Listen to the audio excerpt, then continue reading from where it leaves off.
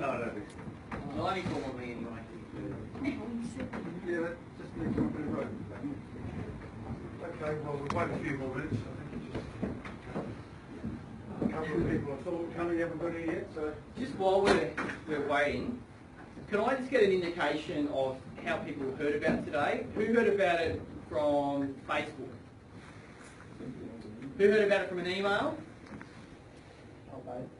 Who heard it through word of mouth? Yeah. Who heard about it some other way? Any other ways? All of those. All of those ways. All of the above. All right. Oh, very good. Facebook works. And it's cheaper than flyers. We keep putting flyers and letterbox in, but seldom get a huge amount of response from them. So anyway, just wait a few more minutes, and there's a couple more people I thought were coming and aren't here yet, so I'll just give them a couple of minutes. Everyone's got their name on the list. I suppose we could do domestic things, couldn't we? Toilets are out the back door, male and female. If there's an emergency, fire,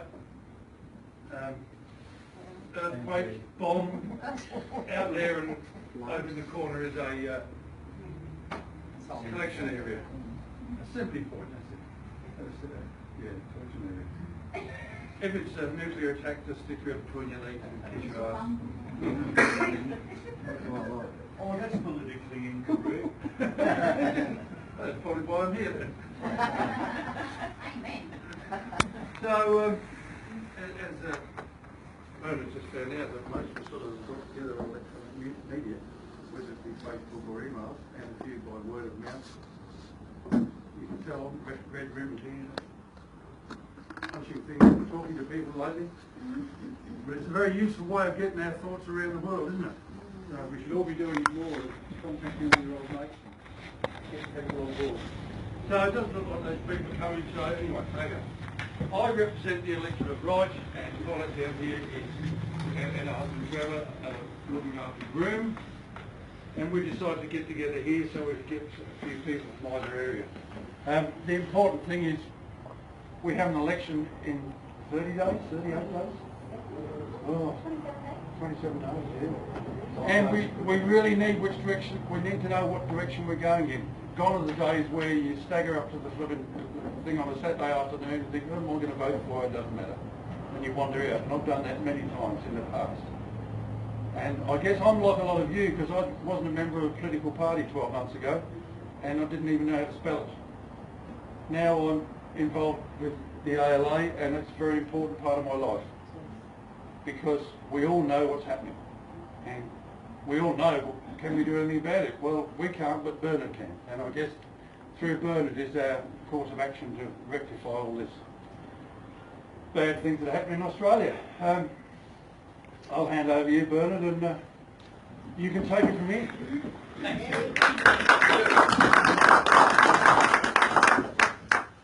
I've got just one other question before I kick off with my spiel. Who here has never heard of the ALA before the last couple of days and have come along to find out about the ALA? Well, everyone here is a member and a supporter, and there's a couple? All right, well, thank you very much for coming along. Now, just, Phil at the back, can you just give us a brief background for yourself? You're from the Gatton Stop the Mosque. Yeah, I'm the founder of the Gatton Stop the Mosque page on Facebook. I only started it a couple of days ago. We've already got well over 400 members. Yep. So. Okay, and you're filming. This is going straight onto that Facebook page so people can watch. Yes, it's currently being filmed live, live feed on the Facebook page, Stop the Mosque in Gatton. Right, well, I'll say good day to everybody in Gatton. We're not that far, but doing great work protecting your little community as well. Very good. So you're the bloke I've been talking to. Yep. All right, ladies and gentlemen, in just over a month, we are going to vote. Now, I want you to put the Australian Liberty Alliance out of your head for a second. Just put it out of your head. I just want you to think about this election campaign. Who believes that this election campaign is boring? Who is completely uninspired by the options we have in front of us? The red team or the blue team? And the green team.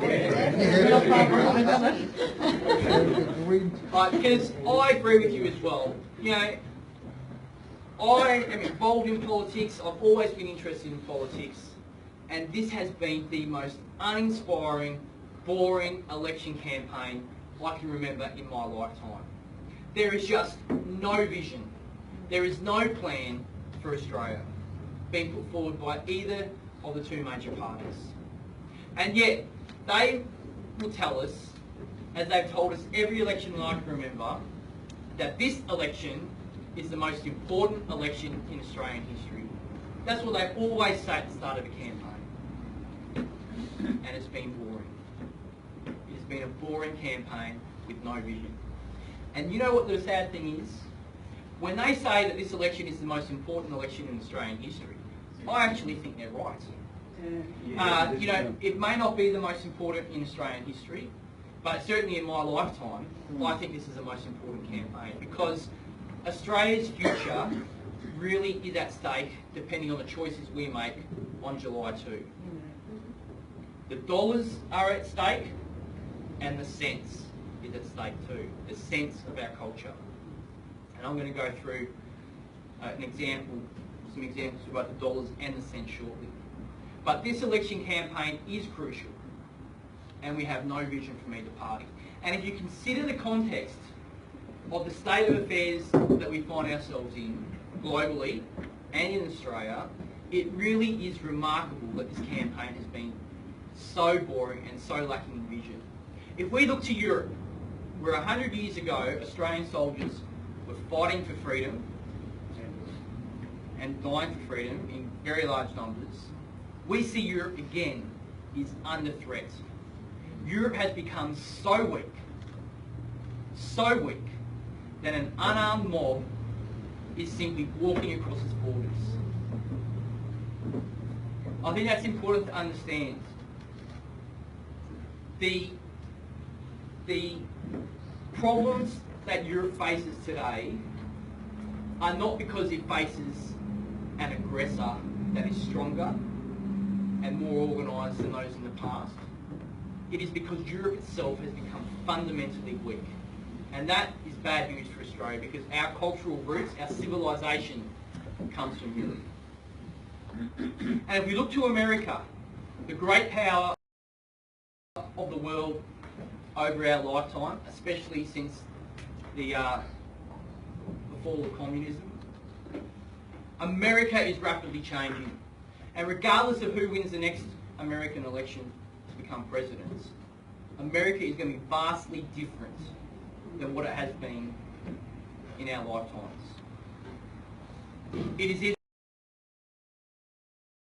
going to be governed by a weak democratic president from the Democratic Party, or is going to be governed by an anti-establishment Republican. And either way, America is on a fundamentally different course than what we're used to. So in the context of global affairs, we live in very dangerous times, uncertain times, where the future is going to be vastly different than what we've grown up, especially my generation, grown up expecting. And in the midst of all of this, we're having our own election campaign, and there has been zero discussion about these facts. There's been zero thought put into Australia's future. And in fact, we find ourselves, as I said, in a situation where we face very difficult times when it comes to the dollars, which is the business of government, and very difficult times when it comes to the sense, our sense of society. So let's understand the situation we're in. Let's look first at the dollars. The Tuesday before Malcolm Turnbull went to visit the Governor-General, the Blue team handed down its budget. And there are a couple of things to note about this budget. First of all, it was the largest budget in Australian history. That means it was the highest taxing budget in Australian history as well. Over $415 billion the budget was for, the largest one in our history. There is no problem in Australia raising revenue for the government. That is not our problem. But the deficit handed down on that Tuesday before the election was called was for $37 billion. Remember, the blue team was elected to deal with the debt and deficit crisis kicked off by the red team starting in 2007. They took our debt from zero to about $250 billion net debt. The blue team has increased it to about $316 billion. Sorry, $325 billion is our net debt at the moment. And our gross debt is well over $800 billion. It'll probably be more than $1 trillion by the time the next election comes around. And the blue team was elected to deal with this debt and deficit, and it's handed down a $37 billion deficit this year, the highest taxing budget ever. It's planning to increase our debt to over $415 billion over the next 3 years. And its forecasts for when Australia will return to surplus keep getting pushed back. You know, this year was supposed to be the year the budget returned to surplus, when the blue team handed down its very first budget in government under Joe Hall. And then last year, they forecast that the debt this year would be $10 billion. And then when they actually handed down this year's budget, it was $37 billion in deficit. Now you can bet on politics, and you can bet on these type of things, for those who don't know. You go to Sportsbet or one of those organisations, you can bet, for instance, on who will become elected a senator. Now, Australian Liberty Alliance is not there yet, so if you want to get some good odds, probably go and speak to them. They'll probably give you some good odds for ALA. But what is there is a bet on when Australia will next return to surplus. I think that they're paying about 101 to 1 for a return to surplus next year. And the odds-on favourite for when Australia will next return to surplus, anybody want to guess? Never. Never? Yeah. You're 100% right. Yeah. It's paying about $1, I think $1.50. You put a bet on Australia never returning surplus, they're paying $1.50 on that at the moment. The bookies and the smart money is gambling that Australia, or betting that Australia will never will never have a surplus again. Just think about that for a second. That means if we continue each year to pile on the debt, it means higher taxes. It means the pension age is going to increase. It means superannuation will not be yours for much longer. It will be the government's. Now let's break down this $326 billion debt into terms that we can all understand. If you break $326 billion down, it equates to a debt of about $14,100 per Australian. That doesn't sound too much money, but when you understand that to pay that off, that means every Australian would have to pay an extra $14,100 tax. On top of the tax that we're already paying, you start to see it's actually almost starting to become a bridge too far. And it's really not very fair to look at this debt divided by every Australian. Because not every Australian is going to pay this debt back. It will be working Australians who pay this debt back. Children don't work, and there's probably many people in this room who are retired. You have spent your lifetime working and paying taxes, and it's been squandered. But it will be working Australians who pay this debt back. Now, according to the Australian Bureau of Statistics, if working Australians pay this debt back, it becomes about $28,000 per working Australian. Of course, the ABS stats on working Australians include anybody who works more than an hour a week. So the actual debt that the government is expecting those who work 40 hours a week to pay back will be much, much higher than $28,000. But $28,000 is the figure that we'll run with. Now there's something interesting about this figure of $28,000 because the average tax on the average Australian income is about $15,000 a year. So we're looking at 2 years tax on top of the average Australian workers' taxation. And you know what's interesting about this whole 2-year tax thing? The government understands very well that it is basically mortgaged off Australian workers for an extra 2 years' work in their lifetime at the moment. And it's not that long ago that the pension age was raised by 2 years. The government understands exactly its position. It is mortgaged Australians off, or sold them out, or if you want to use the language, effectively enslaved them for 2 years of indentured labour to pay off taxes for its spending programs. And if the debt keeps going up, and it becomes 3 years extra tax, or 4 years extra tax, or 5 years extra tax, as it will if we keep having deficits, then the pension age will increase as well. That is a guaranteed certainty. And over the last financial year, or for this budget coming up, the government has mortgaged off every Australian to the tune of $1,600, or workers about $3,200. So that pension age is going to increase, taxes will increase, superannuation will be rated. That is the situation we find ourselves in on the debt side of things. Of course, there's one other thing to understand about the debt and the dollars. Debt is not free. You have to pay for debt, and it's called interest. And we are paying a lot of interest at the moment. The interest bill in this year's budget is about $16.6 billion. To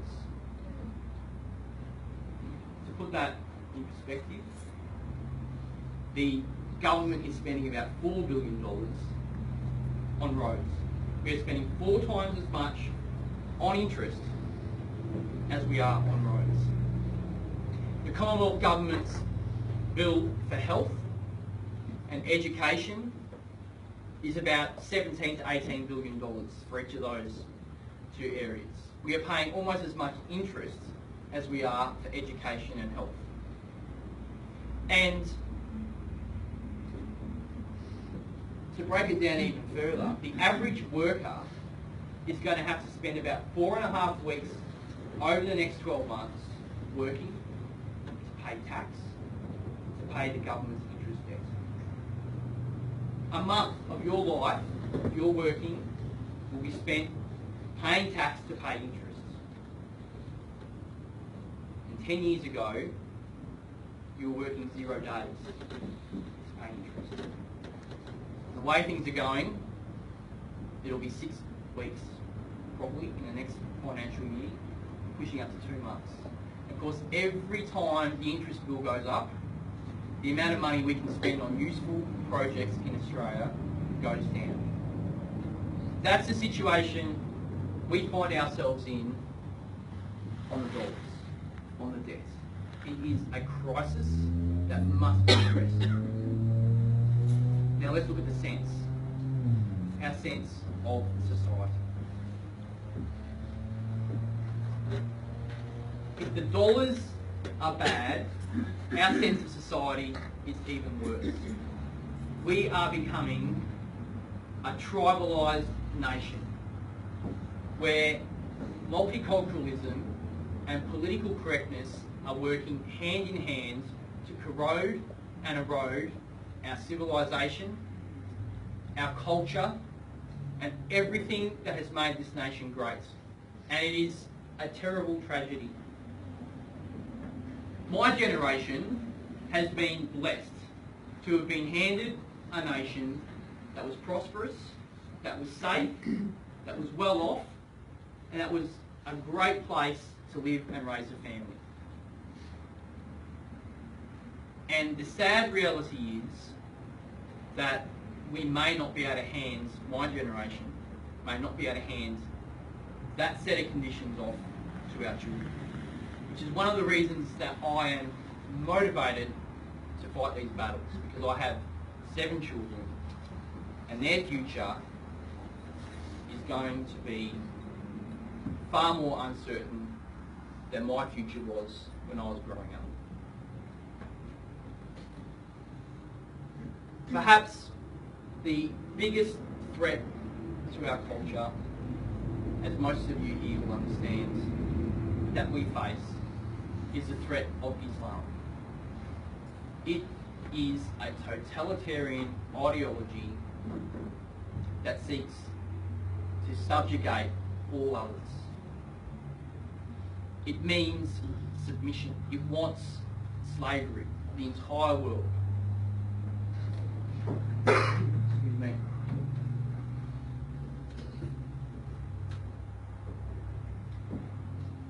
I want to give you an example to highlight how far political correctness has corroded our society and its institutions and threatened our safety and our future.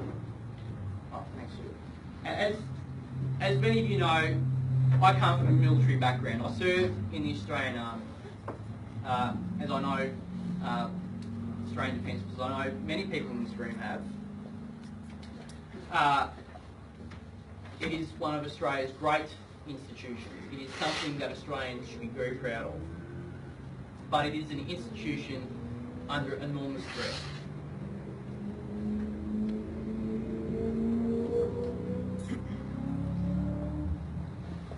About 18 months ago, a politician by the name of Stuart Roberts, who was the Assistant Minister for Defence at the time, he's down on the Gold Coast, he announced a plan for the Australian Defence Force, and he called it Capability Through Diversity. Now, I don't even know what that means, but that was the name of his plan. And one of the centerpieces of his plan, called Capability Through Diversity, was to appoint an imam to the Australian Defence Force. And he went out, he searched the land to find the most moderate imam in Australia. I can imagine he didn't want to get an extremist. So he chose a moderate. And he chose a man by the name of Sheikh Mohammadou Nawaz Salim, one of Australia's most prominent imams. He's on the Islamic Council of Victoria. He was the Treasurer of the Australian National Imams Council until December. He's worked closely with the Grand Mufti. And there are 4 things you should know about Sheikh Mohammadou Nawaz Salim. He has called for Sharia law to be implemented into our legal system, especially the family law system.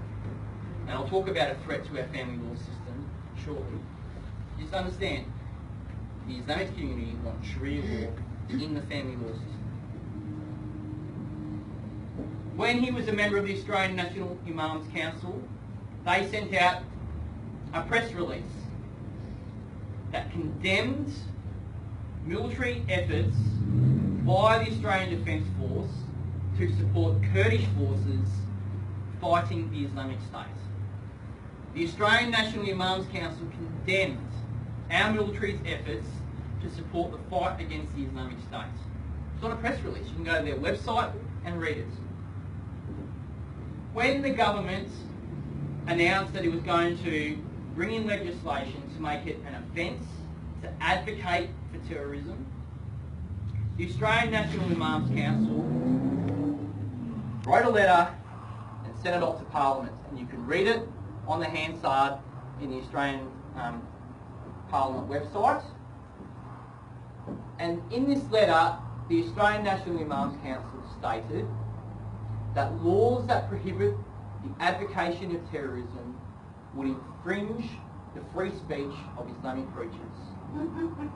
I mean, one of the great things about defending our culture and civilization from the threat of Islam is that you don't have to make these things up. It is on a letter in the Hansard in our Parliament. They condemned laws that would prohibit the advocation of terrorism on the basis that it would infringe free speech of the Islamic community. Sheikh Mohammed Nawaz Salim was the treasurer of the Australian National Imams Council when that letter was sent. That's the third thing. And the fourth thing is, there was an open letter signed about 18 months ago or so by almost every Islamic organisation and senior cleric in Australia. And this open letter supported Hizb ut-Tahrir. Who here has heard of Hizb ut-Tahrir? For those of you who don't know, Hizb ut-Tahrir stands for the Party of Freedom. It is the political wing of a small but growing Islamic insurgency intent on destroying Australia's way of life. Hizb ut-Tahrir has told Muslims that they cannot attend Anzac Day because it represents an attack on the caliphate. And you know what? Hizb ut-Tahrir is right in this sense. Anzac Day does represent an attack on the former Islamic caliphate, which had declared war on Great Britain and Western European nations. And we did attack them. And as a result of that, the Caliph encouraged all Muslims to rise up against the West in their homelands. And 4 Australians were killed on the 1st of January 1915 in Broken Hill in the first Islamic terrorist attack in Australia, on the command of the Caliph. And Hizb ut-Tahrir has called for an army to impose Sharia law in Australia. And under the capability through diversity plan, Hizb ut-Tahrir might just get their way, because Stuart Robert appointed Sheikh Mohammed Nawaz Salim to become the military's first imam, and he gave him a job. And that job was increased recruitment into the Australian Defence Force from the Islamic community. Now, just so you understand the insanity behind this plan, the Islamic community has already signed up to an army. More of its sons are fighting for the Islamic State than in the Australian Defence Force. And essentially, Stuart Robert and our government decided that they were going to compete with the Islamic State to put uniforms on these people.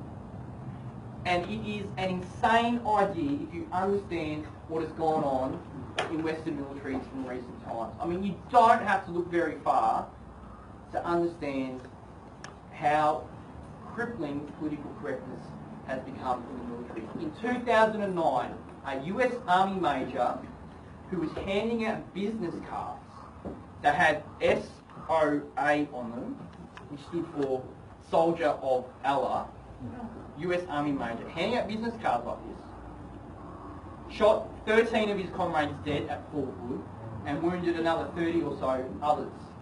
And you know what? People thought he was going to conduct a terrorist attack. And no one did anything because they were afraid they would be labelled bigots. They were afraid that they would be sent for diversity training. Political correctness cost 13 US lives, and it is not the only attack, or not the only example by any stretch of the imagination within Western military force. I mean, French Special Force soldiers have gone to fight for the Islamic State. one of Australia's first suicide bombers was an AWOL Australian Army soldier. We have a threat that we must confront. Political correctness is eroding the very institutions that should be protecting us. I want to talk about another social threat that we face, and I want you to think back to my point about Sheikh Mohammed bin Nawaz Salim's call for Sharia law to be implemented in the family law system. Now, the whole family law system derives its strength on our appreciation and understanding of what a marriage is. And we have a very emotional debate in Australia at the moment about marriage. There's something else about this debate. It is a thoughtless debate. There is no thought whatsoever put into the consequences of changing one of the fundamental institutions of our society. If we legislate for marriage equality to please one minority group, we will get marriage equality for other minority groups as well. That is a given. And it's not me who's saying this. People like Tim Wilson, the former Freedom Commissioner from the Human Rights Commission, now running for the very safe Liberal seat of Goldstein, very pro-marriage equality, as they call it. He is pushing for changes that will see Sharia law recognised in the family law system. Because Tim Wilson, to his credit, understands that if we change the law on marriage, we're going to destroy freedom of communication and freedom of religion in Australia. He understands this, even though he's pro-homosexual marriage. But he has a solution to that problem, and that solution is a disaster. Because he says the way to ensure freedom of speech and freedom of religion is to change marriage laws to recognise every form of religious marriage in Australia. And in that little idea of his is the legal recognition of Sharia law Islamic marriage in Australia. And that is why if we fundamentally shift our views on marriage, we will see Sharia Islamic polygamous marriage recognised. We will see Sharia divorce recognised. We will see Sharia custody disputes recognised. And we will see Sharia estate settlements recognised in our family law system. And all of those things subjugate women in a society where we are supposedly protectors of the rights of women. Marriage equality is going to destroy fundamentally the status of women in Australia because it will bring in Sharia law marriage. That is another example of the corrosive sense of political correctness in our society. Now, of course, just before I go on, I'll just raise some other little examples of the attack on our culture and the agenda behind it. Now, the Courier Mail, Queensland's statewide focused on this, but our biggest newspaper, has given the Australian Liberty Alliance almost zero coverage this campaign. But they did write an article that went online last week. And you know what the headline of this article was? New party, dangerous. And it had a big photo of Ali Qadri from the Queensland Islamic Council telling the world that the Australian Liberty Alliance was divisive and dangerous to Australian culture and society. Now, we are the ones who want to protect Australia's culture and society. And Ali Qadri and his cohorts want to fundamentally destroy what our culture is and replace it with a totalitarian ideology that has brought nothing but violence and misery ever it's gone for 1400 years. And the media think that Ali Qadri is a good guy and that the Australian Liberty Alliance is dangerous. It shows just the depth of the ingrained, I guess, growth of political correctness within Australian society. The media won't even run stories anymore. They run their own agenda.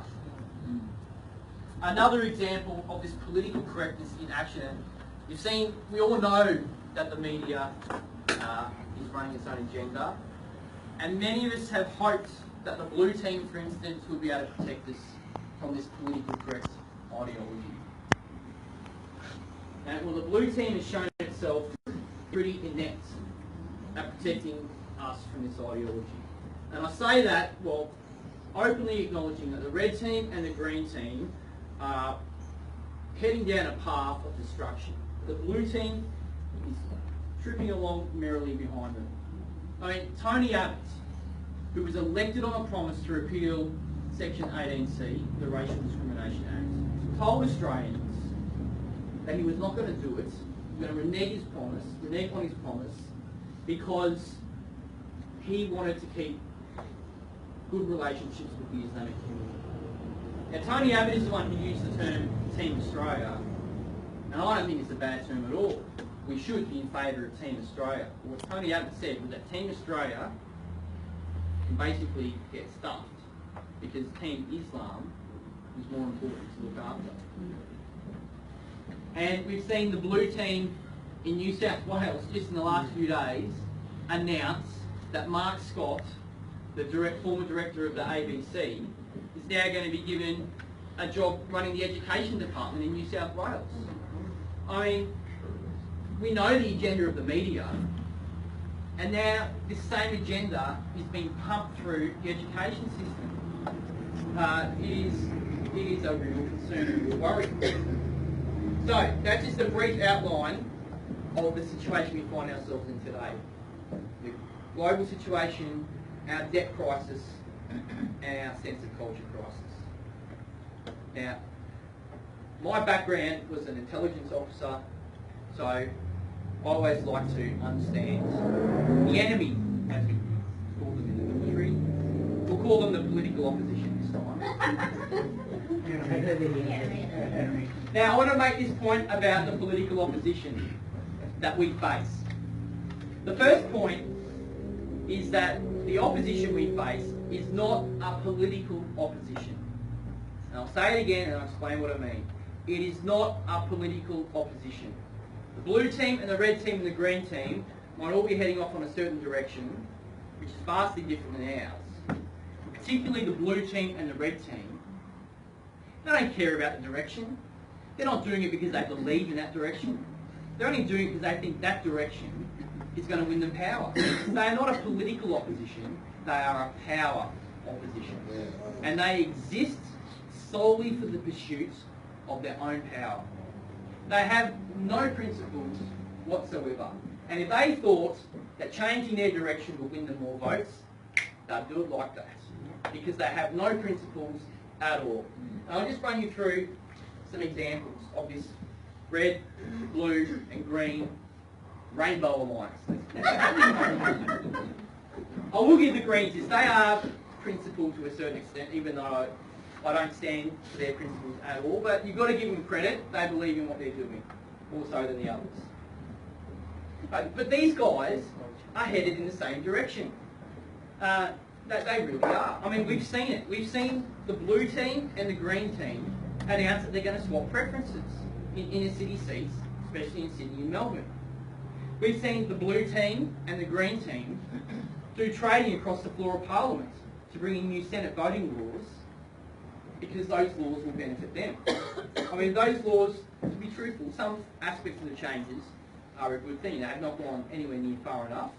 But they weren't changed because the blue team and the green team were interested in doing things better. They were changed just far enough to help themselves. Because those laws do two things. They help whoever comes first, which will be the blue team, and they help any minor party that is going to be about a quota in each state, which is the green team. Those laws have been changed solely for their own benefits. And then I guess there is no better example of the closeness that these guys have in their direction than this. If Malcolm Turnbull is elected Prime Minister after the election, he will have a new chief advisor on social policy.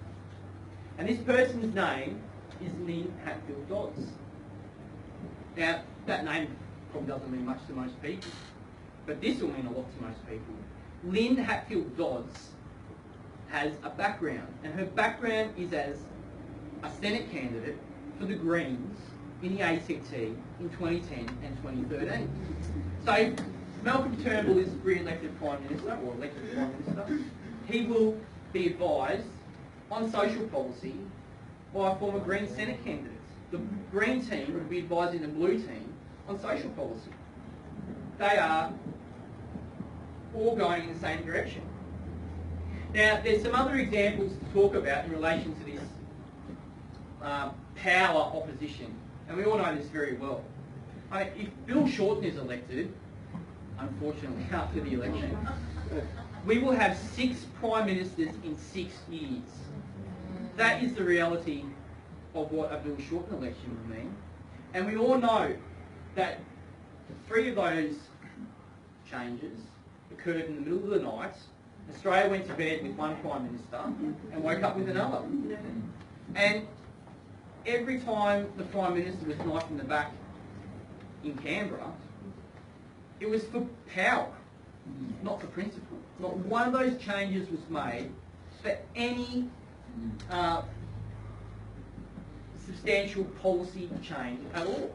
I mean, Gillard did not knife Rudd in the back to change any policy. She did it because of the polling. And Rudd did not knife Gillard in the back to change the policy settings. He did it because of the polling. You know, and all their mates went along with them because of the polling. And when Abbott got knifed in the back by Turnbull, that wasn't because there was any change coming in the policy settings.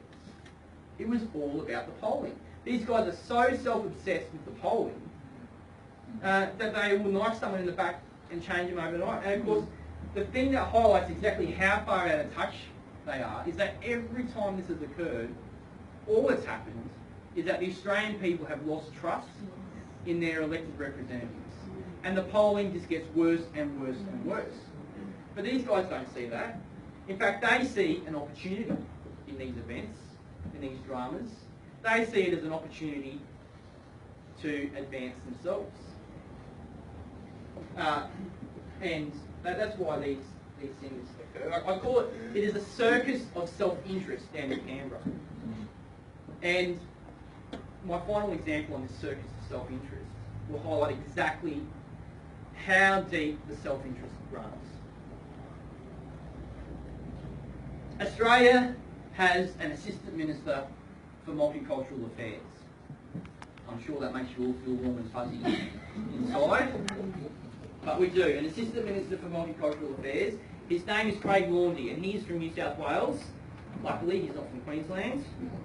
Now, earlier on this year, Craig Laundy stated that Australians were wrong about Islam. And he stated that he was going to work very hard to change our perceptions about Islam. That's what he stated. And, you know, predictably, a couple of days after he came out and said that Australians were wrong, I think the terrorist attacks in Belgium occurred. I mean, you can always be certain that when someone gets up and says that you're wrong about Islam, some atrocity will occur somewhere to prove you're right. But he said we're wrong. But you know what Craig Laundy didn't do? Was he did not tell Australians the truth, with more Muslim voters in his electorate than any other Liberal MP in Australia. That's the truth. And what Craig Laundy was doing was not really talking to Australians. He wasn't talking to us at all. He was talking to his electorate, to his Muslim voters. And he was saying, I will sacrifice Team Australia. I will sacrifice the national interest if you vote for me and my self-interest. That's what he was doing. That's what that whole statement was about. It was about putting self-interest before the national interest. And Craig Laundy is a pretty good example of the politicians in Parliament in Canberra. So, we understand the situation on debt, we understand the situation on our sense of culture, and we understand the situation in relation to the opposition. Let's now look into the future. Let's look into a future in Australia if we continue on the same trajectory. Because there are some things that you don't need to be Einstein to work out. If we continue on the same trajectory, we will have further restrictions on speech in this nation. And if you don't think that there are restrictions on speech in this nation, then you need to understand some things about our anti-discrimination laws. Now, these anti-discrimination laws have one agenda and one purpose, and that is to suppress speech that protects our culture and supports our culture. It is to suppress speech regardless of the truth, and it is to enable minority groups to impose themselves on the majority of Australians. I've been and still am facing more than 30 anti-discrimination complaints. One of them, in fact, is against the Australian Liberty Alliance from an activist in New South Wales. And we've just seen recently the Herald Sun newspaper in Victoria get taken to the Anti-Discrimination Board of Victoria because it quoted a small number of the more conservative Liberal Party politicians who expressed concern about Islamic ideology. Now here's a newspaper reporting the beliefs of politicians, and it has been taken to the Anti-Discrimination Board, and the Anti-Discrimination Board has not rejected this as some trivial complaint and thrown it out. It has now gone to a hearing, and regardless of the truth of the statements or the newsworthiness of the statements or the fact that it is in our interest to understand what our politicians think, a refugee who has already been on a public record as using the disability support pension to fund his overseas travel is now holding the media to ransom through the use of these anti-free speech laws. There will be further restrictions on these laws if we continue on the same trajectory.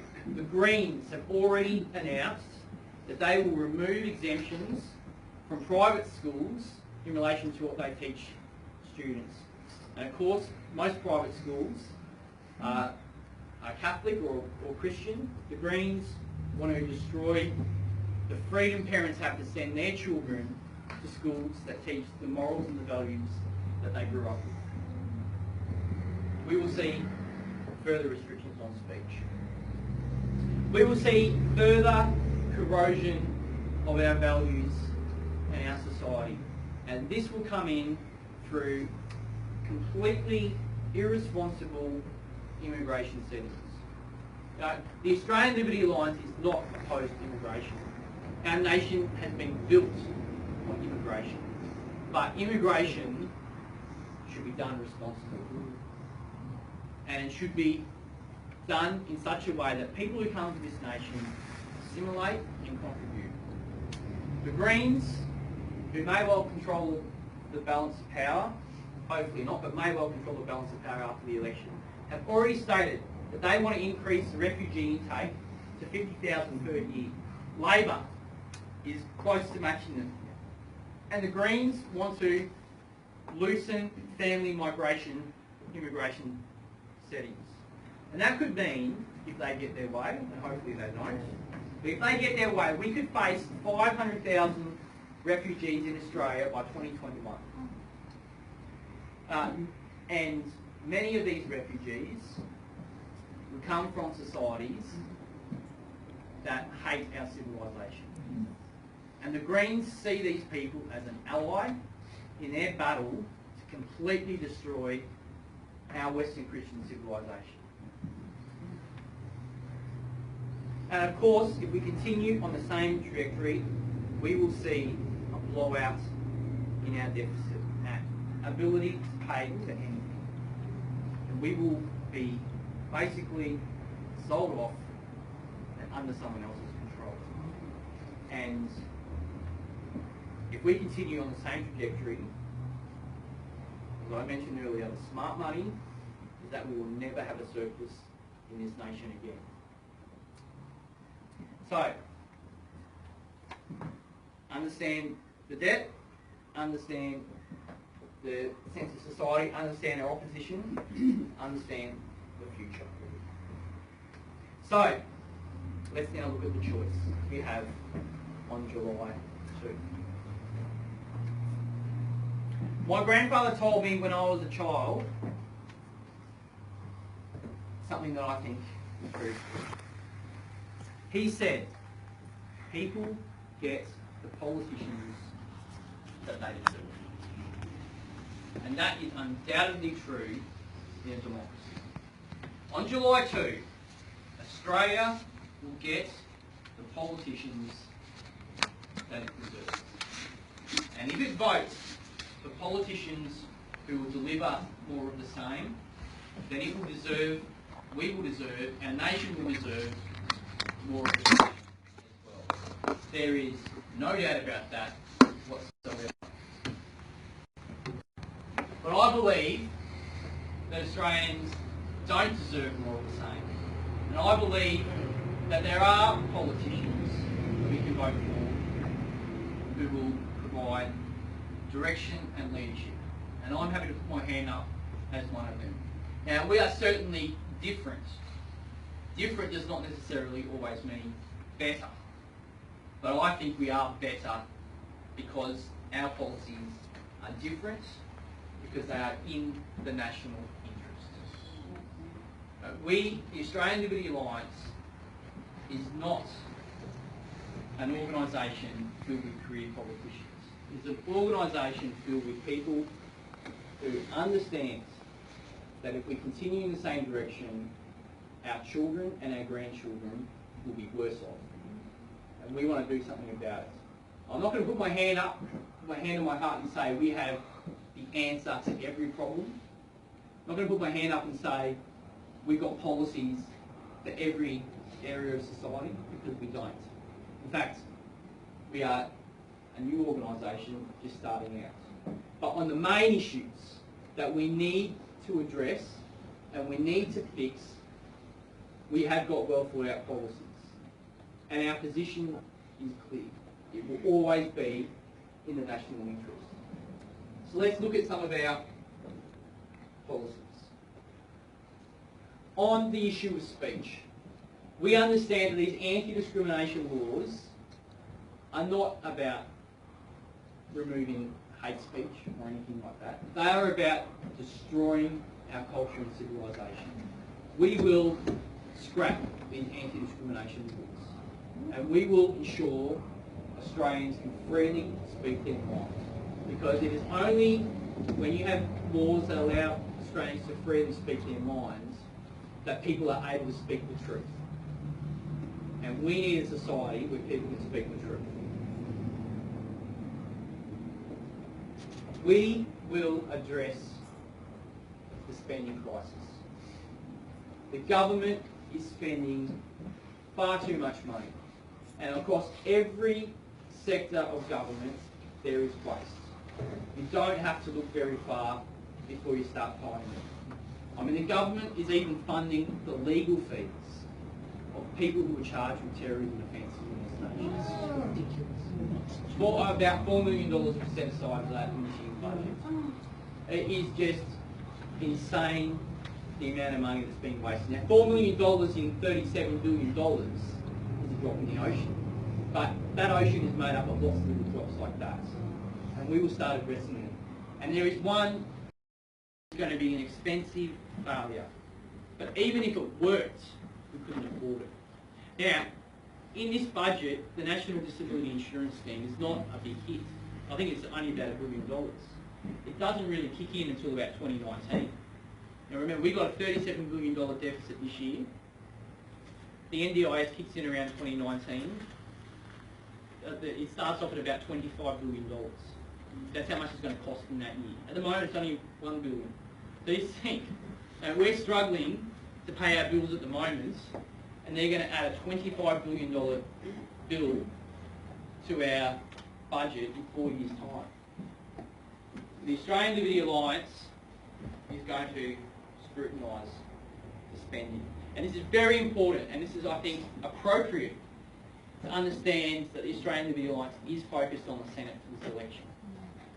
Because the Senate, its purpose is to be the financial watchdog on the government. That's why it exists.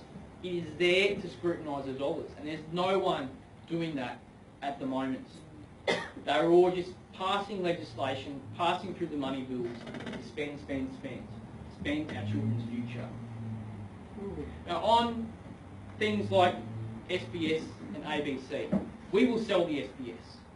We don't need that media organisation. We aren't going to sell the ABC, but we're going to put a broom right through. We think the ABC should do some things. Obviously, programs like Q&A and the agenda issued by the ABC needs to be addressed. It is not a non-partisan organisation. It is a partisan political organisation. And I'm going to stand up for all the lefty journalists out there who are losing their jobs because the ABC is undercutting their chance to work. You know, Fairfax Media is struggling. It is really struggling. It's probably because much of what Fairfax Media writes about is rubbish. But why the hell should a private enterprise struggle because the government is providing free, taxpayer-funded media that pursues the same agenda? Why should Fairfax go under because the taxpayer is subsidising the ABC? The ABC should get out of the business of writing lefty journalistic articles and let Fairfax do that. And if people want to buy it, then it's up to them.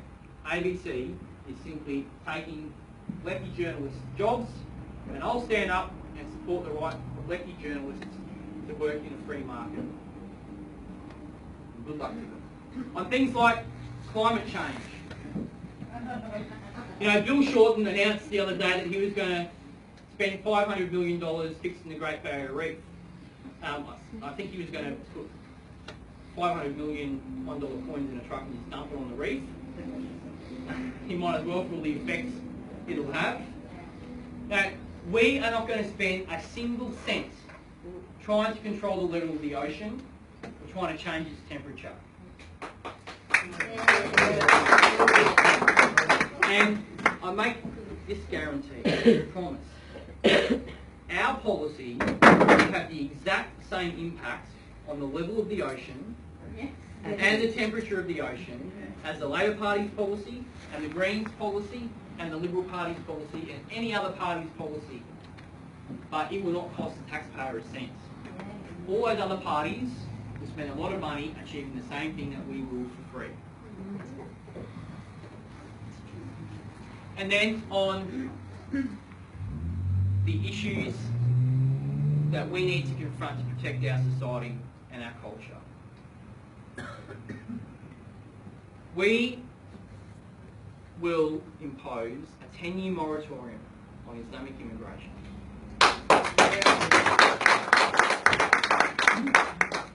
And if we need to extend that moratorium because it's not safe to lift it, then we will do that.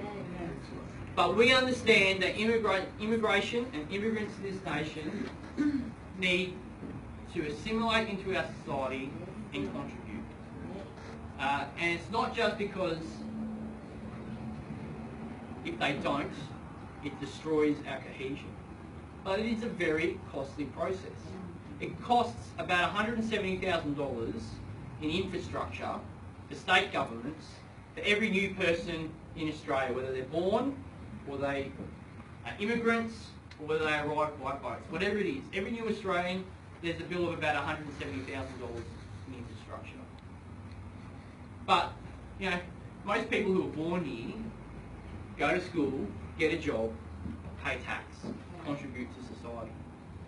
Many people who immigrate here do the same thing. But the stats show that the refugees arriving in this nation over the last 10 years, by and large, remain on welfare. They don't contribute in any form of taxation or anything like that. Of course, that welfare bill and the other bills associated with ensuring that these people are not going to blow us up is on top of that $170,000. We cannot afford to have an ill-conceived immigration program. In relation to issues like halal certification, we have a very well thought out plan. You can't simply come out and say you're going to ban halal certification, because the first thing that will happen is there will be a court case and the legislation will be thrown out. Not because of discrimination, because of the Constitution. And we don't think you need to change the Constitution. It's a good document. You can't ban a religious practice in Australia under the Constitution. And halal certification is religious in its nature. But what you can do is take steps that will ensure that Australians no longer pay the halal certification tax on that shop. Because if you... That's good. All you have to do is ban the profit taking.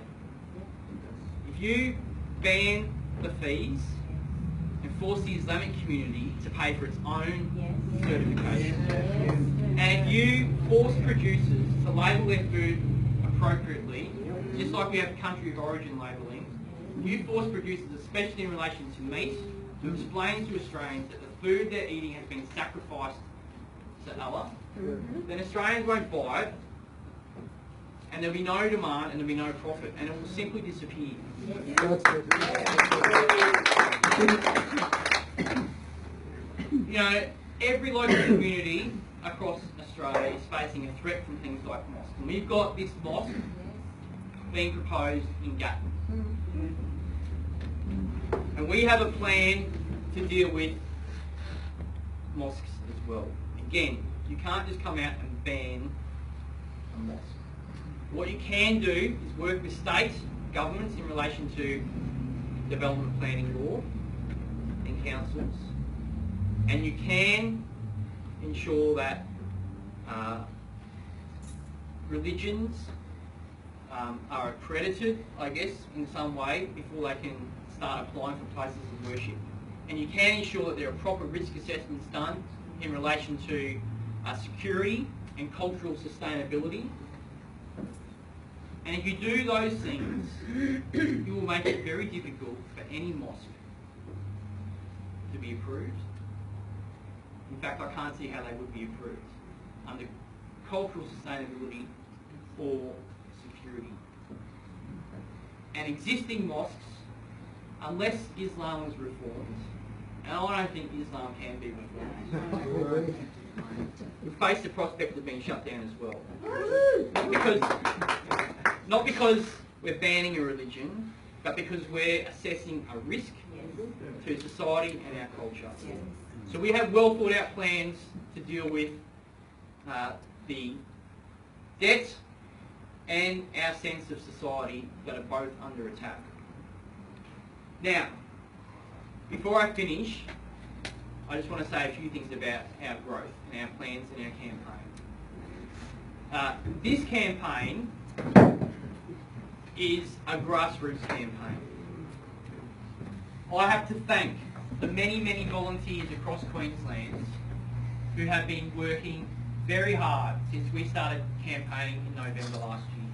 I mean, there are 750,000 flyers in letterboxes or going into letterboxes as we speak. They've been delivered by hand. You don't deliver 750,000 flyers by hand unless you've got lots of hands and lots of feet carrying them around. I have to thank all the volunteers for that. We have 6 lower house candidates. We could have run more candidates, but the board has decided that as a new organisation, we just didn't have the administrative support to support a larger team. But there were many people who put their hand up, and I thank all of them for that. And I think we've got a strong team building for the future. But we are running 6 lower house candidates in the seats of Ford and Griffith. So Ford's near Beenleigh, Griffith South Brisbane, Longman, which is just north of Brisbane, Fisher on the Sunshine Coast, Bowman out at Redlands, and Hinckley, yes, up near Bundaberg. We've got Broadwood there. Yeah, so 6 lower house candidates running a Senate team of 3. You know, there are more lower house candidates for the Australian Liberty Alliance in Queensland than any other state, and we've got the strongest Senate team as well with 3 people. So that speaks, I think, of the strength of our growth in Queensland. and also speak to the hard work of people like Alan Biggs, who has worked tirelessly since November building this team. And then there are all the local leaders. Stuart, people like Barry and Paulette, all Trevor, yep, all over. Sorry, all over. We've got these little teams all over. I've just come from Bundaberg, Mackay and Cairns last week. I'll be heading out west shortly and then back up the coast, and we've got over 20 teams all across Queensland doing great work. I thank every single one of you for your efforts with that, because I can tell you this campaign is not really so much about me or the Senate team or the candidates. It is about all the hard work that's gone in behind the scenes. It's worth every minute. Well, thank you very much for it, because it is making a big difference. So, I'm willing to take questions now about our position that you may have, and then I'll hand back over to Stuart to talk about some administrative, very important administrative aspects to help our campaign continue until election day. But are there any questions at all? One that's close to my heart. It's defence. You've touched on that with the defence or the ODFMR, Yep. waste of rations and fresh air. We also have a Navy captain who is very political and very radical in her speech, both verbally and written, in support of Islam within the Defence Force. How do you see the way ahead when you are in the Senate after this election to bring things back to a level playing field and get rid of training people for a blue on blue confrontation? Sure. Well, look, that example I spoke about today is just one example of many about the level of political correctness in the Defence Force. It needs to be addressed, and the way to address it is to ensure that the people who are running the Australian Defence Force are put under pressure. And at the moment, they have been given a blank cheque to run politically correct programs in the military. We need someone in the Senate that can question them during estimates, and we need someone in the Senate who's got the background and understanding to do it. There are people in Parliament, for instance, already who are interested in these things, but I just either it's because they're constrained by the organisation they're in, or because they don't understand fully the questions that need to be asked. The right questions are not being asked. So I tell you what, if I'm elected, there will be serious heartache for the chain of command in the Australian Defence. One tense there, it should be when I am elected. Well, I'm not counting any chickens. We've got a lot of work to do. Fair enough. Yeah. Do you think that the Islamic faith disqualifies somebody from belonging to the Australian Defence Force? Amen. Well, look,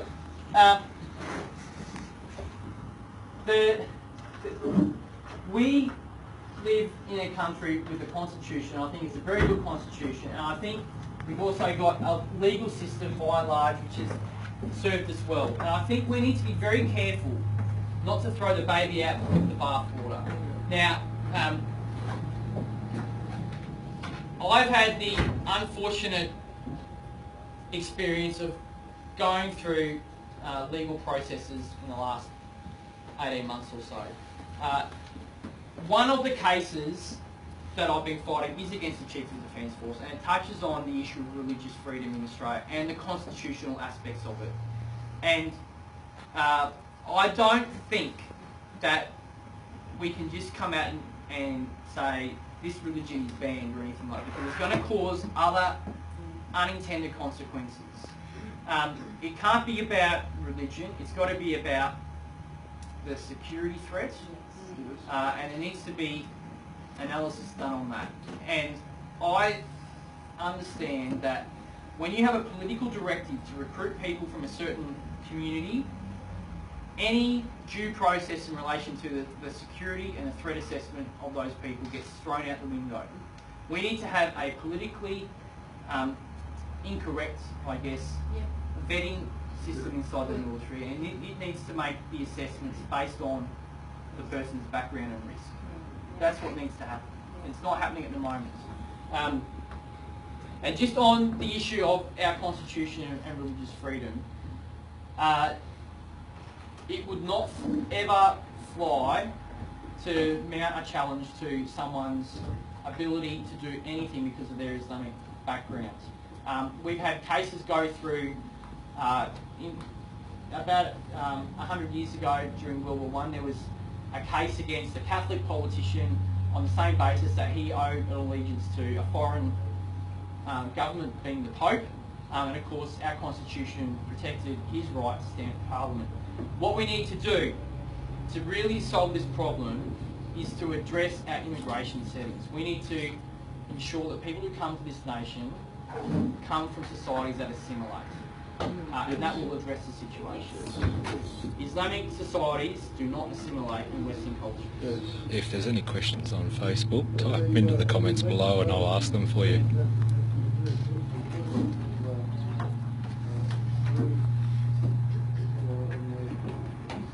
Well, look, it can't be about religious belief. It's got to be about a security risk assessment. Yes. And if someone follows an ideology that enables the use or that enables the use of violence or advocates the removal of our current system of government, then is on the risk, on that risk that makes it difficult for them to serve. One question is that these Muslims, they can gather the people in one call, especially on Fridays, and get all their people together to inform any message they want to get into them, so that they can make their people vote for anybody. So for us, Australian Liberty Alliance, what can we do to reach to the Australians to, to speak to them? Like, we are only a few now right here. What effectively can we get them together? Like, most of the people don't even care about it. As you said, as you mentioned, they vote for anybody. They just take the ballot, they just stick for anyone.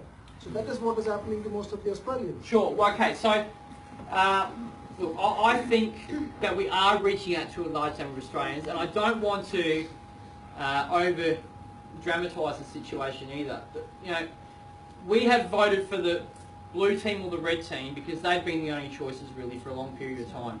The green team has proven that it cannot win any substantial Australian votes. If the green team was ever going to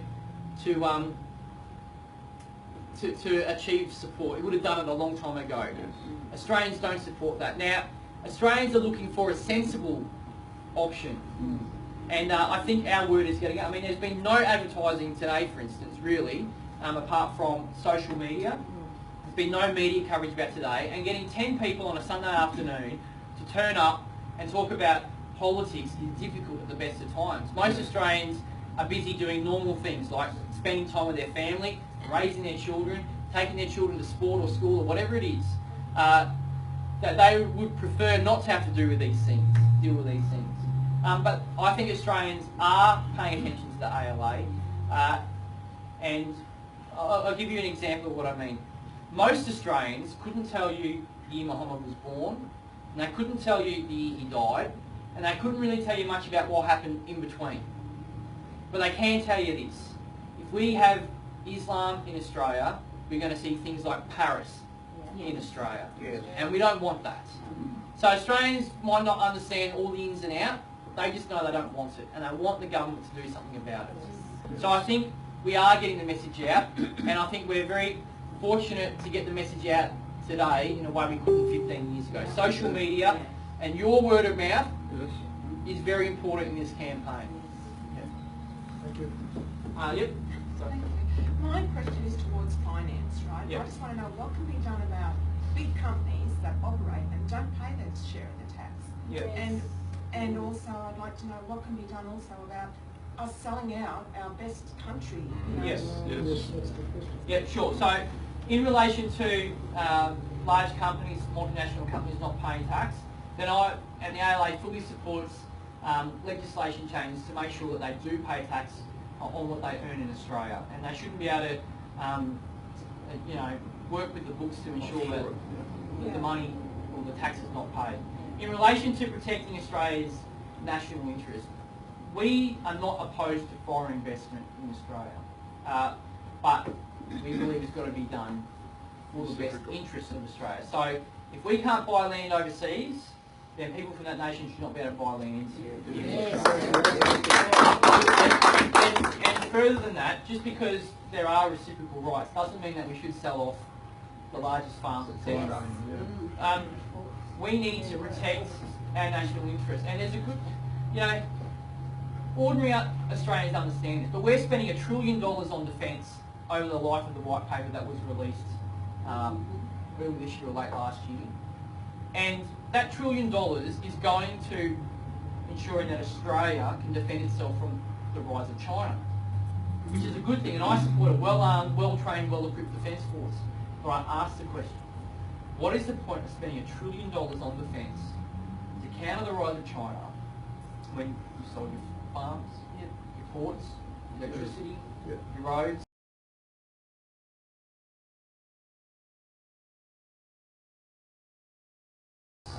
Everything has been sold off to China already. And there's no better example of the folly of these decisions than the lease of the Port of Darwin. And it's been leased for 100 years now. The access arrangements has been reported in the media that the Australian Navy has with the Port of Darwin runs out in 2040. The lease that was signed does not require the government, the Chinese company, which is linked to the Chinese government, to renew that access arrangement with the Australian Navy. So it may well be that we buy all these new ships and submarines, and after 2040 they can't even sail into the Port of Darwin. It's just a ludicrous situation. Yeah, thanks. This election is going to be very, very important for the future of our country. How many senators, like ALA and like-minded parties that are against the Islamisation of our nation, is it going to take in the Senate to hold the balance to stop the major parties from the track they're going? Well, I think it's a bit difficult to know, but you know, if you get 2 or 3 senators in, then you can start to have a large influence. And it's not just because we're ALA senators, for instance. There are a number of good conservative politicians inside the Liberal Party, and I don't want to downplay that. They've got to follow their leader. Well, they do, but also they're a bit hamstrung at the moment, because if you understand the political dynamic, the Greens are pulling everybody in a certain direction, and the Greens are really providing a lot of space for the left-wing nut jobs inside the Labor Party to run them up. You know, but if I'm elected to the Senate and the media starts labelling me as, you know, the right-wing extreme bigot from Queensland, Bernard Gaynor, you know what? Corey Bernard has just become a mainstream moderate politician. It gives him space. So I think we can have an enormous influence, and we can empower the good politicians inside the Liberal Party especially to stand up. I'd just like to touch on finance again. With the excessive amount that our government is wasting, and the amount that refugees that are coming here, you know, years on welfare benefits, they can have 1 million children, but they can't work. I mean, seriously, it's a waste of a lot of our money, and not just refugees, but we've got, you know, Australian families, generation after generation, that have never worked, that are continually on benefits. Is there something that, you know, you guys are looking at to try and stop that? You know, of the generations, the Australian generations that just stay on payments, you know, claim to need, you know, disabilities and all these sorts of things. And I mean, there's so many people with actual disabilities that go out and work. And you know, and the same with refugees. Is there a time frame that you would like to introduce where they either need to support themselves or we're not supporting them any longer? Okay, so I think the issues that you touch on are much deeper really than a policy setting, because they touch on your understanding of how society operates. Now, the left progressives, as you might call them, have this view that the government solves all the problems. You know, and the higher the level of governments, the more important they are. Well, I think we've got a fundamentally different philosophy. We would say, well, I certainly would say there are 4 levels of government in Australia. You've got federal, state, local. But the most important level of government in Australia is actually the family. It's the family units. Because it is a well-functioning, well-structured, organised family unit that educates, houses, clothes, trains, develops the next generation, and it does it efficiently, cheaply, and in a way that no government can ever reproduce. So we want to support the family unit. Now, essentially, what you're talking about are dysfunctional family units that are subsidised by the taxpayer.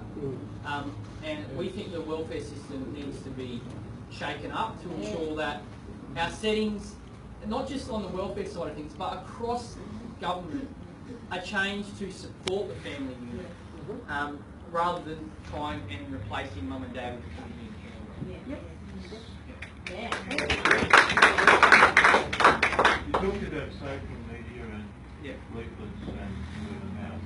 What strategies have you got in place to build on that to get more momentum in the next few weeks? And what is the needs of the ALA?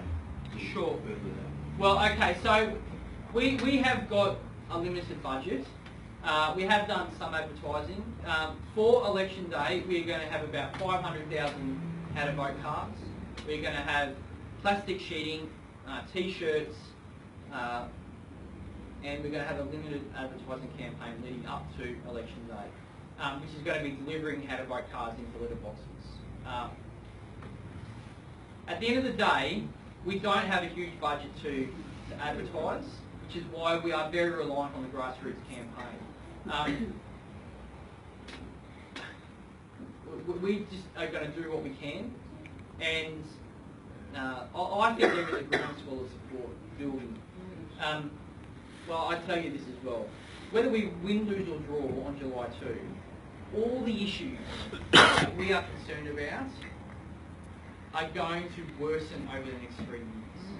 And there will be stronger support in 3 years' time. We are building a firm base in this campaign to grow. And I think we're doing a very good job of that in Queensland. I'm not saying everything's been perfect. I'm not saying that it's as well organised as it could be. We've always got to continue to improve. And on July 3, we need to look back and look at all the things we could have done better. But I think there is a strong wave of support. I'm not counting any chickens, but I think we are in a very strong position to win a Senate spot. And if we do that, then the media, which is trying to ignore us, won't be able to ignore us anymore. I think there's going to be a lot of people embarrassed on July 2. But yeah, we just got to keep pushing and going, working every day to get out there. Mark has become a very specialised science these days, and I'm just wondering to what extent the ALA has been able to tap into marketing gurus or experts around to get some advice.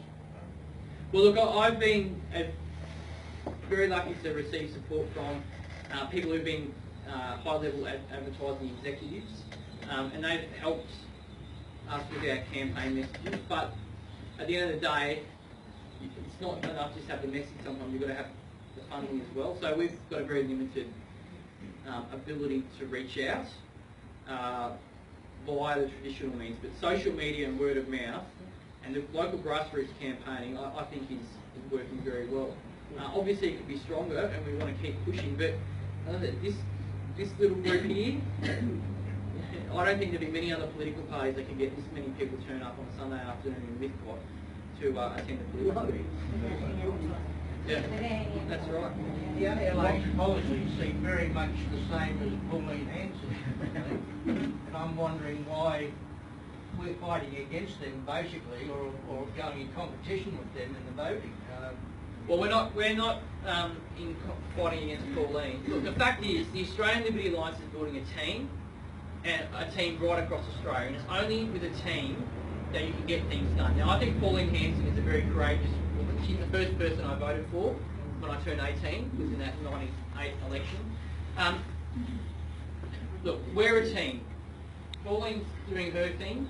and I think she's got her heart in the right place. But there are some things that I think we are different on, and I think we've got a reason for being different. So, for instance, she's calling for a royal commission into Islam, and I understand why she's doing that.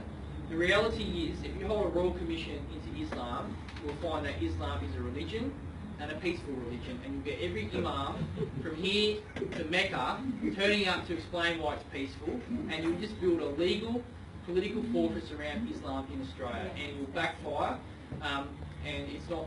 So these type of things, and the policy just to ban certain things, they just won't work. Yeah. But surely there's still some way that these parties, as they are, can join together in opposition to the major parties. Well, absolutely. Look, I'm more than willing to talk to any other political party, and there are a number of them who are similar in many respects to us. But I think, you know, we're prepared to take a stance on Islam that some of the other parties aren't quite so willing to do. I'm sure if you get become a senator, and Pauline does, you'll work together in the Senate. Absolutely. Yeah. Can I take from there a strategy, a voting strategy on July 2nd that says something like number 1 ALA, then 2, 4, then 3, but because we're voting on the line and we want to get the first 12 in, we should have the LNP in as number 12. Yes. Yeah, okay, so the others right off. Yeah, so the question is about voting, and it's a very important question. There's a 3-step process, 3 simple steps to vote for the Australian Liberty Alliance. And we will be putting a video out about this, and we'll explain soon how to vote card as well. Now, you mentioned voting below the line. That's entirely up to you, but we're going to be asking people to vote above the line because it's simple. So step 1 is when you get your big long white piece of paper and there's a line near the top. Step 1 is to find the words Australian Liberty Alliance above that line. You will have that on your candidate. Yeah. Okay, so some parties will have a little logo, we won't. Our party, the AEC, didn't get to our logo in time. So we'll just find the words Australian Liberty Alliance. That's step 1. Doesn't sound very hard, does it? Okay, step 2 is get your pencil and write 1 in the box next to Australian Liberty Alliance. No ticks, no crosses, and number. Yeah, write 1, just for 1. Okay. Now, that's step 2 done. And technically, if you wanted to stop there, you could, and your vote would count. Step 3 is to allocate preferences. Now, I think allocating preferences are very important. This is where I think the Senate voting changes did not go anywhere near far enough. Really, you should number every single box above the line. Number them all. But we will be telling you to number 6, and we're still talking to other parties at the moment to finalise that order, but they will be like-minded parties. So we will recommend that you number 6 boxes. You don't have to follow our recommendation. It's up to you if you wish to or not. But if you want to fill in every box up the top, it will be a good thing, especially if you put the Greens right at the end. Yes. Labor second last, and the blue team third last. Now we see this gets a bit complicated, but if you understand the mathematics of it, if you just vote 1, or you don't fill in every box, you could end up helping the Greens. It's because to get elected, you need to get 7.7%. Now let's say, which means 7.7 votes out of 100 in simple terms. Okay, the Greens are on 6 out of 100, the Liberal Party's on 5 out of 100, and we're on 4 out of 100, and we don't get elected.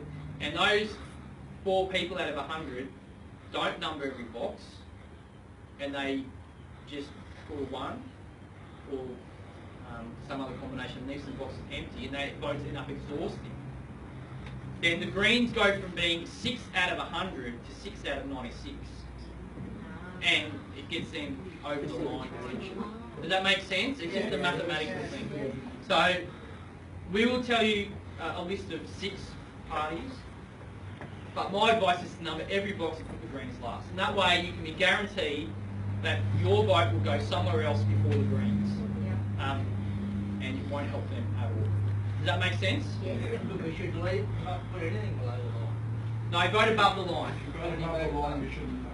Okay, so just so you understand, if you put a 1 in the ALA box above the line, it's the same as putting a 1 next to my name below the line, a 2 next to Alan Dix's name, and a 3 next to Shell Dobson's name. That's exactly the same as that. Now, if you wish to vote below the line, okay, that's your choice, you can do that, but we're recommending above the line vote. Pen and pencil question. Yeah. Is it still a legal vote if you've written it in pen rather than pencil paper by? Yes, Definitely. Yeah. I've always only ever Always? voted in pen. Okay, You good. take your own pen. Good. Yep.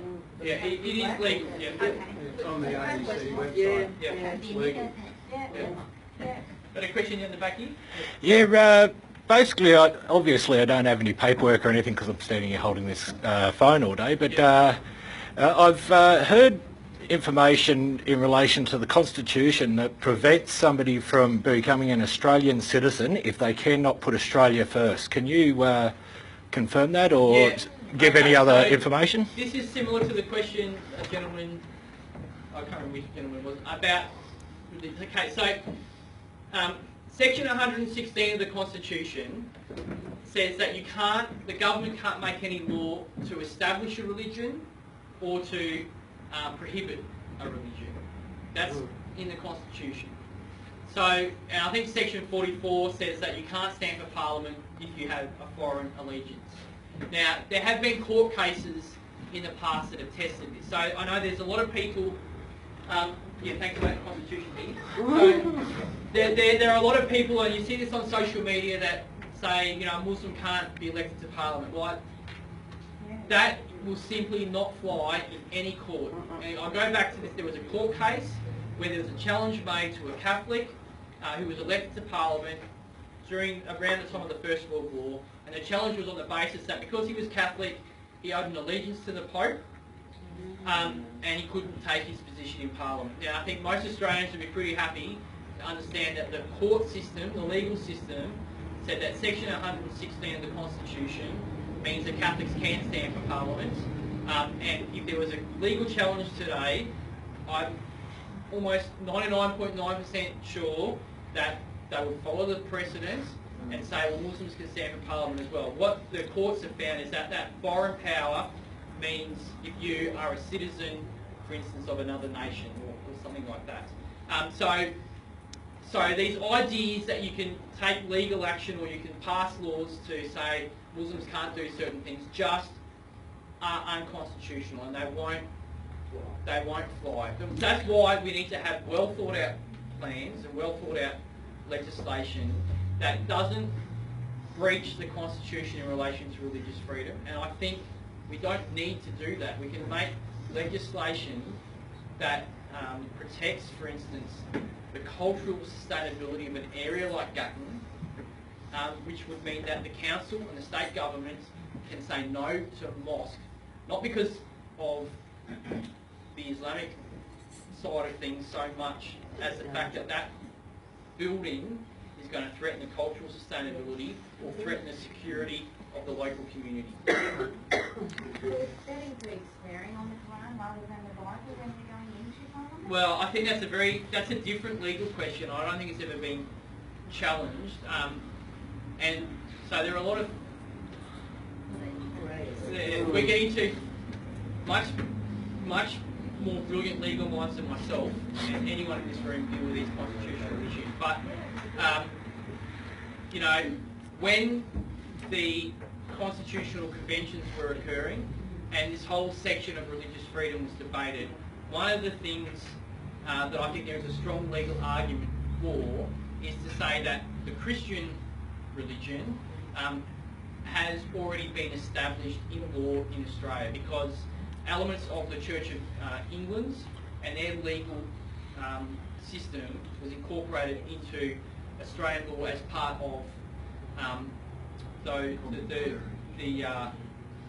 Federation. And so when that section 116 says there shall be no religion established, it doesn't. There's an argument to say that that doesn't apply to Christianity because it is already established. So that's a different question. But I think you'd want to be very careful about challenging that legally because you're probably going to get a result that you don't want. Madam Interest, do you have a position on the two-state solution in Israel?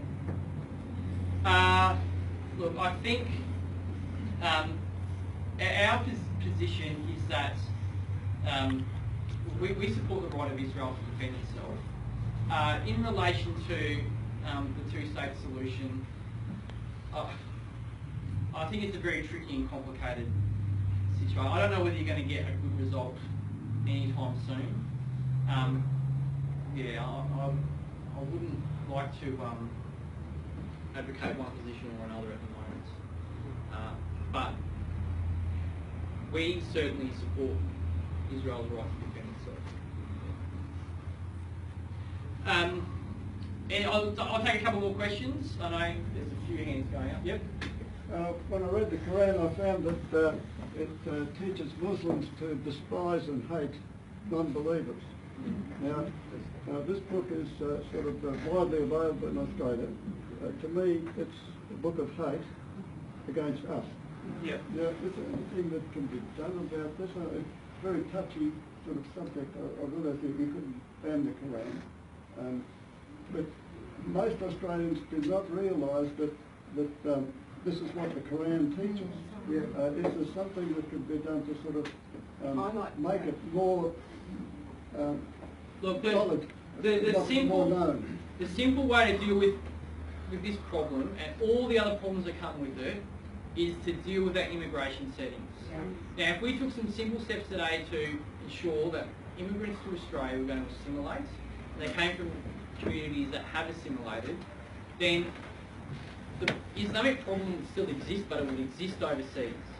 And we would be left with a small problem here in Australia, but it will be a problem that is containable.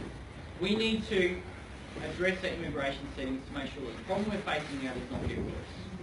That's the easiest way to deal with it. I think that's a practical solution, but I think one of our problems is that there's so much ignorance about what is in the Quran that this ignorance in the general community of Australians needs to be dispelled. They need to be educated that this is what the Quran actually does. Yes. And well, look, if you can educate them, then there'll be more Australians get behind you. Look, absolutely, and that the ALA the board has come from the Q Society, which has done a great job over the last 5 or 6 years educating people about Islam, and certainly we would like to see the truth included in our education system. Now, at the moment, we have the absurd situation where the national curriculum prioritises Asian religions, which means Islam, over our own Christian culture and heritage. So, yeah, we not only don't people understand the truth, but in our education system itself, the curriculum says we should be teaching Islam over Christianity. It's upside down. I'll take one more question. No more? Okay. All right.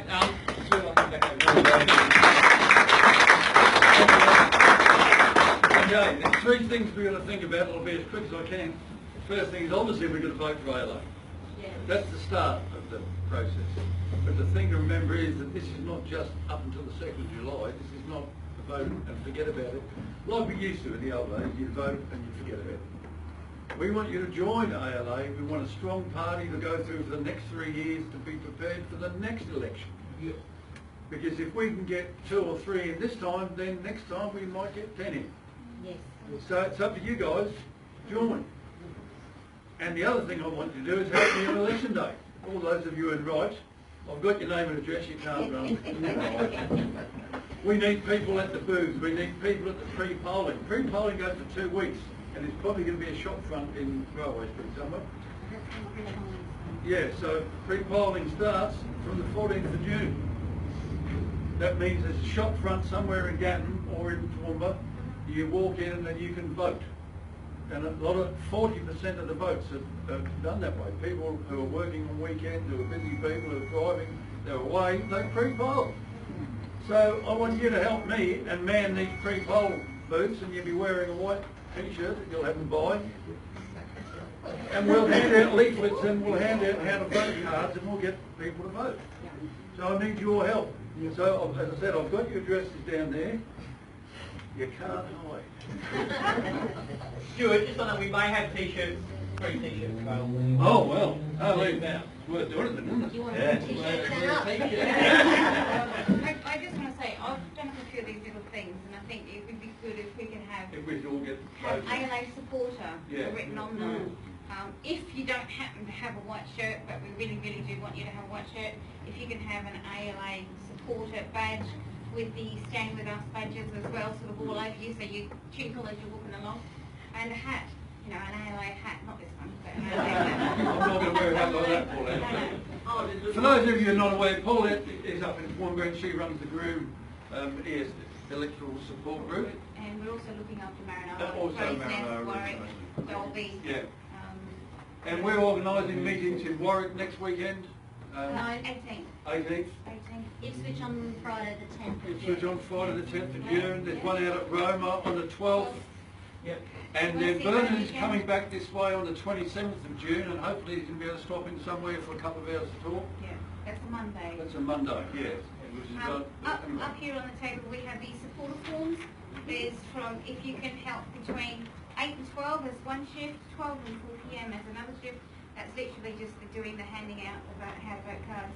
And then 4 p.m. till 7 p.m. it might not go for that long, but it's the last hour of handing out how to vote cards, but also cleaning up and scrutineering.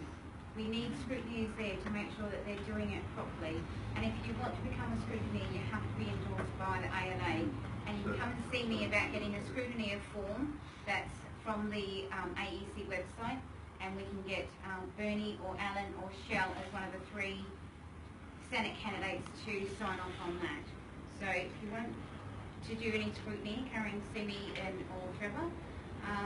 Supporter forms are up on the table here. Also, if you want to join, there's some joining forms here. And if you want to give a donation form here and or envelopes. Thank you very much. And yeah, if you need to contact me, I'm at alagroom@gmail.com. Stuart is alarightesg@gmail.com. Thank you. And the big thing is money. A lot of this has come out of Bernie's savings account. There's no big rich millionaire funding us. We're all doing it ourselves. Yeah. So guys, you have to put your hand in your pocket occasionally. If it's worth doing, we do it for Yes. If you think your children's and your grandchildren's future is worth it, then it's worth it. Okay, there's some halal biscuits up there. And almonds, guys, they're not halal. If they're made in Australia, they're not halal. Okay, and grab yourself a coffee and a cup of tea. I can only answer local questions, and perhaps people want to know a bit more about the mosque situation. Phill up the back there started a website, Stop the Mosque. I noticed in early April, I noticed through a friend of mine and the Crescent Community website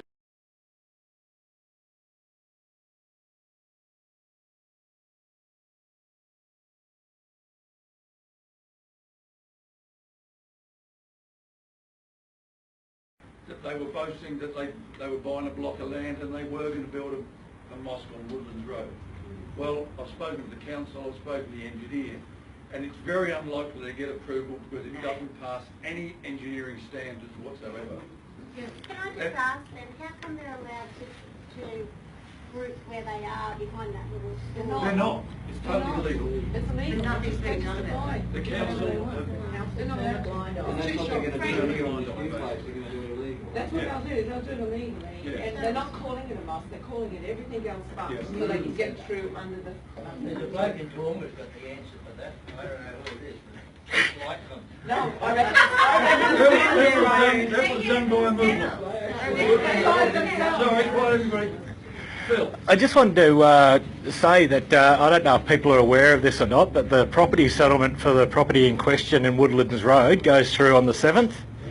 According to a website that was put onto my Facebook page earlier today, according to the Islamic community, they're calling the house that is currently there a community centre. So what we probably need to do is we need to go and have a look around the area, and just looking at the photos that I've put on the page, you can see the parking there is probably not the best. It's only a 2-lane road which is very narrow. Right next door is urban residential. Across the road is a new area of council ground that's for investors. I believe a mosque going in there will make that huge block of land that's across the road irrelevant to investors, because they're not going to want to invest there because there's a mosque right across the road. Also, the block of land that's going on is only an acre. There's an elderly lady that lives directly behind the property, and then there's other residential areas around there as well that are being classed industrial by the council, but they're actually residential areas. So the block itself I don't think is appropriate, but we need to get there and make sure that they're not using the property as a community centre, and if they are, we need to get onto the council to make sure that the council does something about them illegally using the property. I've got a meeting with the Mayor on the 10th, Friday, and I have sent all this paperwork in, they're aware of it. I've been notifying them every time something comes on this present community thing. I've been sending it into the Mayor, the Mayor's office. And our new friends here, And live over the road from it. They live over the road and they will be watching. So we need people to take photographs of all the stuff that's happening, because on the 5th of June, it's the start of Ramadan. And they will be praying and kneeling and spitting all day. Also on the new website, somebody shared a link. It was the definition by the Muslims themselves between a mosque and whatever the word is, community centre, I can't remember it. Basically, as long as some of their leaders have approved the ability to pray in that centre, it then is classed as a mosque and can never be sold ever or distracted, because it then is the property of Allah and not a human being. So anywhere they have given permission to pray is then obviously a mosque and is then never to be sold. Well, I live across the road, as you know, and Yeah. they've already pranced into the yard, right, the neighbour's yard, and they've Before all got on their settlement. hands and knees Yeah. and done the praying. It's all been done. One of the things I'll be mentioning to the Mayor is that if it is We didn't know what they were doing. No, is that if Allah owns this, he doesn't pay rates. Yes. So she better be prepared for that. Yeah. You know, the council have got no idea, because there's been no applications gone in yet, Yeah, because it isn't finalised. So Because at until the it's moment, finalised, it's on land that is what you call light Light industrial industrial, land, yes. which they can do that on, right, but at the moment, it's just a dwelling. So basically, it's code accessible. So they can turn it, if they wanted to do all the things they need to do to turn it into a mosque. They can. They're on land that is code accessible for this to happen. I just want to add a little bit to this discussion, and it touches, you know, that definition of what a mosque is and the funding side of things. I was in Gladstone recently, and Gladstone Islamic Council had received 2 grants from the state government over the last 2 years to hold an open mosque day. Now, there is no mosque in Gladstone. The first year was for an open mosque day. The next year was for a community open day, they called it. But if there is no town planning application for a place of worship, then it's not a mosque. And then you've got the legal issues there. How are they getting state government funding to hold an open mosque day when there is no mosque? There was an empty unit in a block of flats. But the other side of the reason I raise it is just so you understand that the lack of understanding, the lack of awareness that state government has, local council has, quite often the money will find their way to these councils from multicultural grants, and they'll end up being used to purchase blocks of land or to help pay those blocks of land off. Our own taxes are funding these things. So just Why don't you have a barbecue with a pig on the spit and just throw the leftover bits? Take it away. It used to be a piggery there many years ago. They can throw that away now. It doesn't worry them. You can throw a big head on there. They can throw that away. If you've got a pig's head, keep it and give us $100 instead. That's the best plan. The house in question is a 3-bedroom house with 1 toilet and a septic tank that stopped working a very long time ago. It's not on main sewerage. It is part of the structured flood flow area for that area, so they can't build anything that's going to interrupt the flow of water. They would have to put sewage in and go uphill to put sewage in, which costs a lot of money. It's unlikely that they will actually do that, but they will still treat it as a mosque because that's what they do. So it'll be another site that the council really don't know about. That's my job to let them know, and it's our job through Phill to let everybody else in Gatton know. And hopefully this person who bought this ground will say to Gatton Real Estate, stop selling me dummies. The second one he's bought that he can't use, I don't know the person, if it's the same person that's selling to him all the time, they'll get a bit fed up. Stuart, the guy's being known as Mr. S. What is his name? His name is Mohammed Sultan, Sultan. and his doctor's surgery is The arcade. in the main drag. In the arcade. Okay. In the arcade, yeah. Where the old Gatton Star was. Okay. Yeah. The other doctors at Gatton University. And apparently he's quite a good doctor, but he's just Thank you. Thank you. Well. Thank you, Stuart. So have a cup of coffee, guys. And just get off in the shore there, okay? Now, all you fellas, you got a job. You got to stack these chairs up and put them back in there. While the ladies sort of grab and nominate you to do jobs. Oh, okay. Okay, thank everybody for joining there. Next time we'll try and do it without having a break in the middle. Okay, enjoy, peoples.